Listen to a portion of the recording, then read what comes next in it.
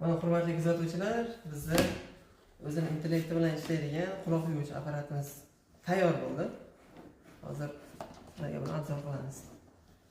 Mana bu joydan o'sha o'zini maxsus suyuqligi quyiladi. Ya'ni bir 400 ml suv hajm egallagan.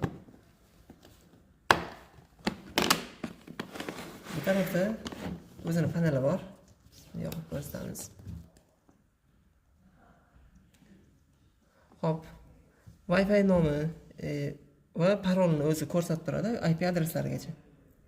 Ya'ni mana shu IP adres Wi-Fi ulanib, IP adres kiritsak, o'zi telefon orqali ham boshqarsa bo'ladi qurilmani. Va o'zi ham avtomatik rejimda aqlli ishlaydi.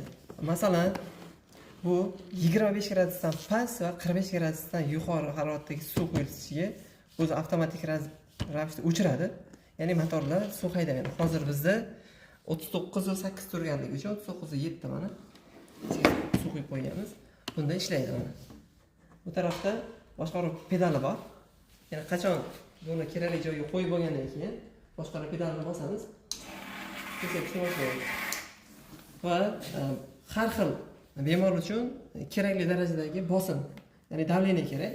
Buni biz regulyatorimiz bor. Xohlagan davleniyamizga masalan eng pastidan boshlab mana eng pastdan boshlab maksimumgacha ko'tarishga bo'ladi.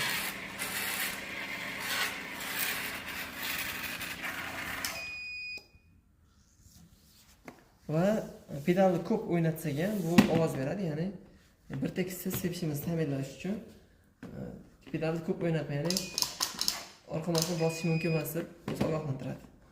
Bu tarafda zaryadlarni ko'rsatib turadi. Type-C dan va 12 volt DC zaryad olish portlari mavjud. Ya'ni 12 voltdan 2,5 soatda zaryad olsa, Type-C dan 4-8 soat oralig'ida zaryad oladi. Qurilmamiz tashqi ko'rinishi ham prototipini ko'tarib borib kerakli joyda ishlatsak bo'ladi. Qurilmamiz yoqqan bo'lsa, like, komment qoldiringlar. Kamchiliklar bo'lsa aytsanglar, uni ham to'g'rilashga harakat qilamiz.